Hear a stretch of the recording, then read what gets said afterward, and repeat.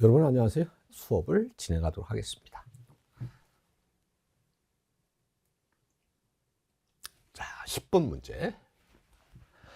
옥내 소화전 설비의 비상전원으로 자가발전 설비, 축전지 설비, 자가발전, 축전지, 전기 저장 장치를 설치할 때 비상전원 설치 기준을 여러분 3가지를 쓰라고 그랬어요. 그러면 최소한 3가지 정도는 하자 그런 얘기예요. 이제 첫 번째, 그러니까 쉬운 것부터 해요. 쉬운 거. 그래서 이제 첫 번째 좀 쉬운 것이 뭘까? 뭐 이런 거죠. 장소. 어? 그래서 이제 첫 번째 쉬운 게 이제 장소적인 부분. 두 번째는 용량, 비상전원에 대한 용량. 그죠?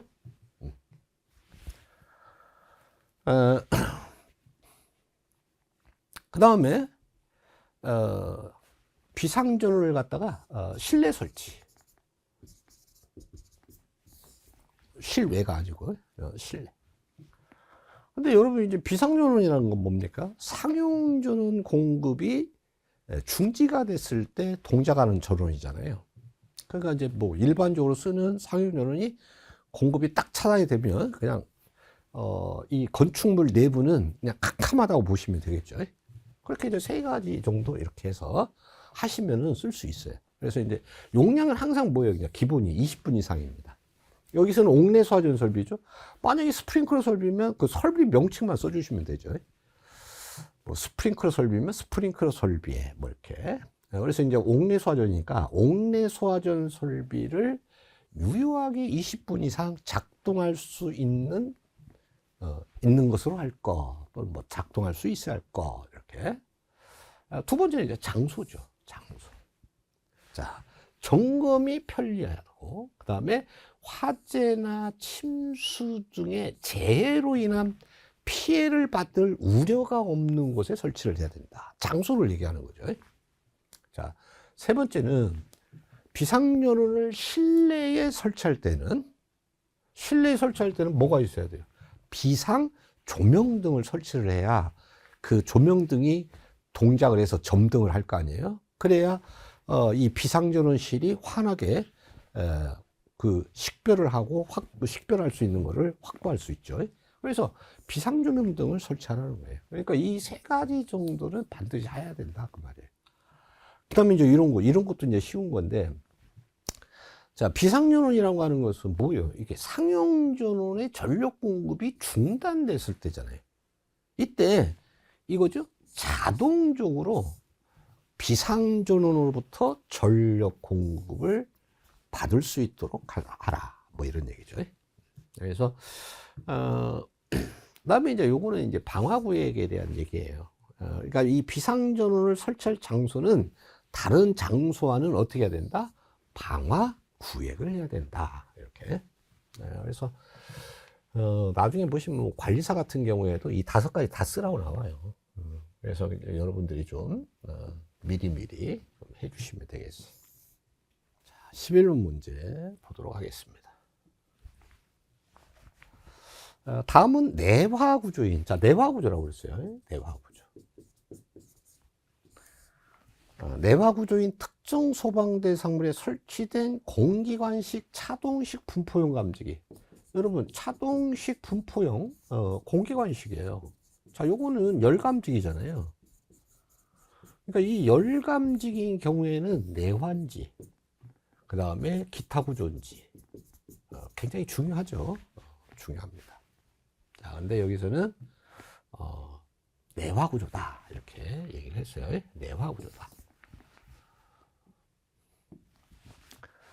도면이다. 다음 강물음에 답하라. 그래서 지금 1, 2, 4번, 3번은 보니까 공기관과 공기관 상호간의 거리죠. 공기관과 공기관.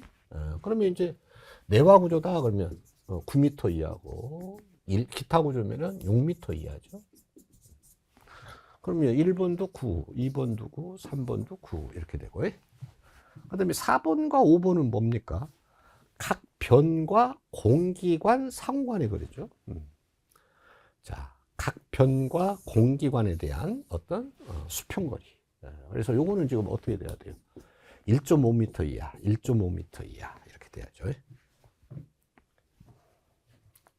여기 6번도 있네요. 자, 여기 1.5m 이하, 여기도 1.5m 이하 이렇게 돼야 돼요.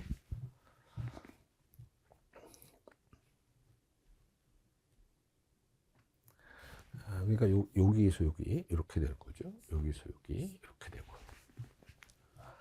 2번 발신기에 종단 저항을 설치할 경우 검출부와 발신기 간의 배선수를 표시하시오. 요 발신기에 이렇게 종단 저항이 이렇게 있다는 얘기예요. 여기다가 설치한다. 그러면 이 검출부에서 여기에 여기는 어떻게 해야 돼요? 발신기에서 가서 접점으로 가서 다시 돌아와야 되겠죠. 그러니까 여기는 몇 가닥이 돼야 돼? 4가닥이 돼야 되겠죠. 4가닥이. 그 다음에 공기관의 노출 부분은 감지 구역마다 몇 미터? 20m 이상이 되도록 해야 되고, 하나의 검출부에 접속하는 공기관의 길이는 100m 이하로 해야 되고, 검출부는 몇 도 이상 경사되지 않도록 해야 돼요? 5도. 뭐, 여기 그냥 5도 이렇게 써주시면 되죠. 검출부의 설치 높이를 쓰시오. 그랬으면 기준이 있어야 되겠죠. 그러니까 바닥으로부터 이 말이 꼭 들어가야 돼요. 자, 손이 가면 항상 0.8m 이상이죠. 0.8m 이상 1.5m 이하의 높이의 높이. 자, 공기관의 재질을 쓰라고 했어요. 공기관의 재질. 그러니까 공기관이 어떤 금속으로 돼 있냐 그 말이에요. 동 또는 구리, 둘 중에 하나 쓰면 돼요. 동이나 구리 둘 중에 하나.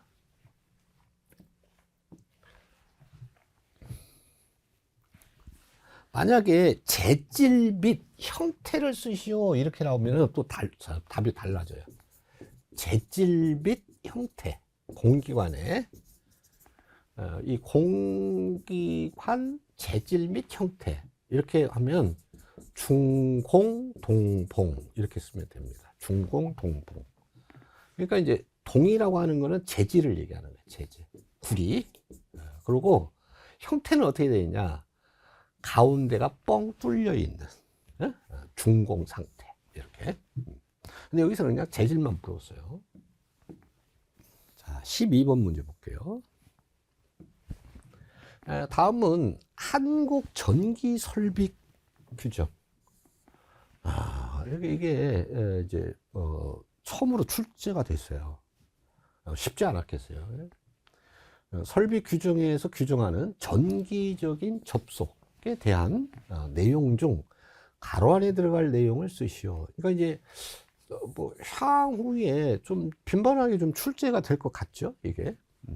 자, 그래서 배선 설비가 바닥, 벽, 지붕, 천장, 칸막이, 중공벽 등 건축물 구조물을 중요한 게 관통한대요. 관통하는 경우 배선 설비가 통과한 후에 남는, 그러니까 설비가 통과했는데 남아있는 뻥 뚫린 개구부가 있어요.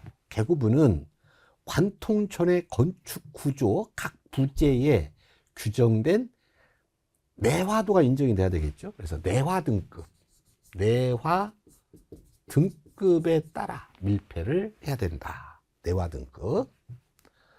내화 성능이 규정된 건축 구조 부재를 관통하는 배선 설비는 이래서 요구한 외부의 밀폐와 마찬가지로 관통 전에 각 부의 내화 등급이 되도록 내부도 밀폐해야 된다. 그러면 이 내화 등급을 여기다가 이렇게 집어넣어 버리면 되는 거죠. 같은 얘기니까. 그러니까 내화 등급이 나와야 된다는 얘기예요. 관련 제품 표준에서 자기 소화성으로 분류되고 최대 내부 단면적이 710 스퀘어밀이에요. 이하인 전선관, 케이블 트렁킹 및 케이블 덕팅 시스템. 케이블 덕팅 시스템. 시스템은 다음과 같은 경우라면 내부적으로 밀폐하지 않아도 된다. 뭐 그렇게 해서 이제 단서 조항이 좀 나와 있죠. 자, 그래서 이제 뭐 보호 등급에 관한 KSC 외곽의 방진 보호 및 방수 보호 등급 시험에 합격한 경우 관통하는 건축 구조체에 의해 분리된 구획이 하나 안에 있는 배선 설비의 단말이 보호 등급에 관한 시험에 합격한 경우 배선 설비는 그 용도가 무엇을 견딘다는 얘기잖아요. 하중을 견디는 데 사용되는 건축 구조 부재를 관통해서는 안 된다. 다만 관통 후에도 그 부재가 하중에 견딜 수 있다는 얘기예요. 견디는 것을 보증할 수 있는 경우에는 제외한다. 이렇게 해서 이거는 이제 전기 기사에서 좀 출제했던 그런 것들이 좀 출제가 됐습니다. 의외죠. 처음으로 출제가 된 부분이에요. 향후에 좀 지속적으로 나올 것 같다. 이렇게 보시고. 자, 13번. 이산화탄소 소화 설비의 음향 경보 장치 설치에 대한 다음 강물음에 답하시오. 방호 구역 또는 방호 대상물. 그러니까 국소 방출 방식은 방호 대상물이라고 하고 전역 방출 방식은 방호 구역이라는 표현을 써요. 방호 구역 또는 방호 대상물이 있는 구역의 각 부분으로부터 하나의 확성기, 음향장치잖아요. 음향장치는 공통이에요. 수평거리 몇 미터? 25m 이하로 해야 한다. 소화약제의 방사 개시 후 1분 이상 경보를 지속해야 됩니다.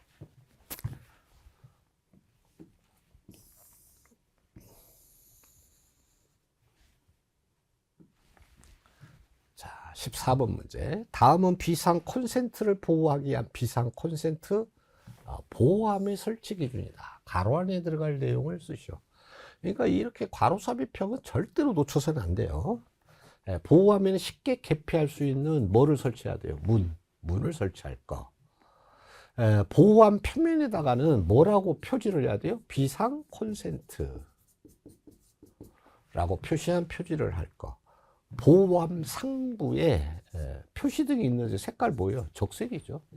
적색의 표시등을 설치할 것. 다만 비상 콘센트 보호함을 못과 접속하여 설치할 경우에는 못 등의 표시등과 겸용을 얘기하는 거야. 겸용. 이거는 이제 옥내 소화전함입니다. 옥내 소화전함 등과 접속해서 설치할 경우에는 옥내 소화전함 등의 표시등과 겸용할 수 있다. 그래서 겸용을 얘기하는 거예요. 그러니까 통상은 이제 그 비상 콘센트를 옥내 소화전 함에다가 집어넣어요. 그러면은 이제 겸용을 하기 때문에 표시등 하나를 가지고 이치를 식별할 수 있도록 합니다. 자, 15번 문제. 비상 콘센트 설비의 상용전원 회로의 배선은 다음의 경우에 어디에서 분기하여 전용 배선으로 하는지를 설명하라. 저압수전. 자, 저압수전인 경우에는 인입계폐기 직후죠. 인입계폐기 직후. 특고압이나 고압일 경우에는 전력용 변압기 2차 측의 주차단기 1차 측과 2차 측에서 분기하여 전용 배선 이렇게 돼요. 자, 16번 문제. 열전대식 차동식 분포용 감지기는 제어백 효과를 이용한 감지기다. 다음 강물음에 답하시오. 열전대는 제백 효과죠. 제어백 효과. 자, 제어백 효과에 대해 설명하라 하는데 이 제어백 효과는 서로 다른 두 금속입니다. 두 금속을 갖다가 폐로로 접속을 하죠. 폐로로 접속을 해서 온도 차를 갖다가 주게 되면 거기에서 뭐가 발생을 해요? 열기전력이 발생하는 그런 효과가 바로 제어백 효과다. 열전대의 정의를 써라. 열전대. 자, 서로 다른 종류의 금속을 갖다가 접속을 한 것으로 열전 효과를 일으키는 금속선이 열전대다. 이렇게 돼요. 열전대 재료로 가장 우수한 금속을 쓰시오. 근데 백금입니다. 원소기호는 PT가 되겠어요. PT. 뭐 PT 써도 되고 백금 이렇게 해도 되고요.